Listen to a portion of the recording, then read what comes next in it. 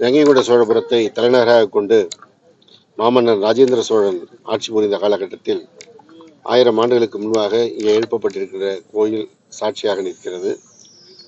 இதை ஒட்டிய பகுதியில் மன்னர் வாழ்ந்த அரண்மனை போன்ற பகுதிகள் எல்லாம் இன்றைக்கு இருந்த இடம் தெரியாமல் இருந்ததை அகழ்வாராய்ச்சி மூலம் கண்டுபிடிக்கப்பட்டு வருகிறது.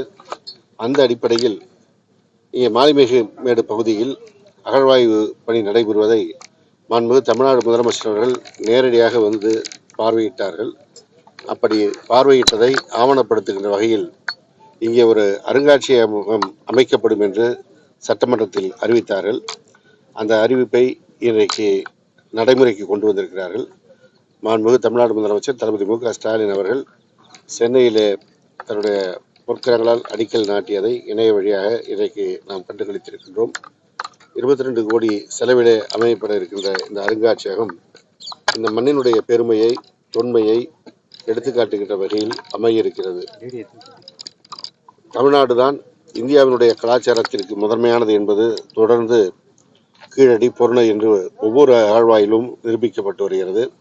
அவற்றிற்கு மாண்புமிகு தமிழ்நாடு முதலமைச்சர் அவர்கள் அங்கே அருங்காட்சியகங்கள் அமைத்து இப்பொழுது அங்கே திறந்தவெளி அருங்காட்சியகமும் அமைப்பதற்கு இன்றைக்கு அடிக்கல் நாட்டியிருக்கிறார்கள்.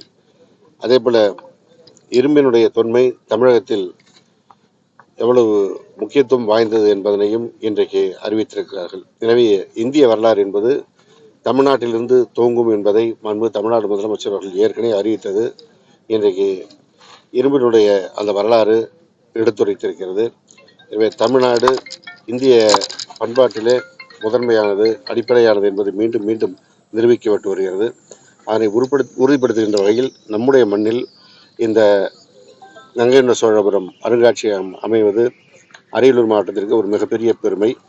இந்த சோழதேச பரப்பிலே ராஜேந்திர மாமன்னன் நிர்மாணித்த பகுதிகளில் வசிக்கின்ற மக்களுக்கெல்லாம் பெருமை. எனவே இதை அமைத்து கொடுத்த மாண்புமிகு தமிழ்நாடு முதலமைச்சர் அவர்களுக்கு அரியலூர் மாவட்ட மக்கள் சார்பாக மனமார்ந்த நன்றியை தெரிவித்துக் கொள்கிறேன். என ஏற்கனவே ஒவ்வொரு அருங்காட்சிகளுக்கும் இணையதளத்தை மாண்புமிகு தமிழ்நாடு முதலமைச்சர் அவர்கள் ஏற்படுத்தி வருகிறார்கள். இங்கே ஆழ்வாய்வில் எடுக்கப்பட்ட பொருள்கள் எல்லாம் பார்வைக்கு வைக்கப்படும், பாதுகாப்பாக வைக்கப்படும். எப்படி இந்த மன்னர் இந்த பகுதியில் வாழ்ந்தார்கள், அந்த அரண்மனை அமைந்திருந்தது, ஆட்சி முறை இருந்தது என்பதெல்லாம் காட்சிப்படுத்தப்படும். இது மிகப்பெரிய வளர்ச்சியை இந்த பகுதிக்கு உண்டாக்கும். ஏற்கனவே தமிழக மக்கள் மாத்திரமல்லாமல் வெளிநாட்டினரும் இங்கே வந்து இந்த ராஜேந்திர சோழன் எழுப்பிய இந்த கோயிலை பார்வையிட்டு சென்று வருகிறார்கள். அதனுடைய 1000 ஆண்ட வரலாற்றை கண்டுகளித்து வருகிறார்கள். இந்த அருங்காட்சியகம் அதை இன்னும் முழுமையாக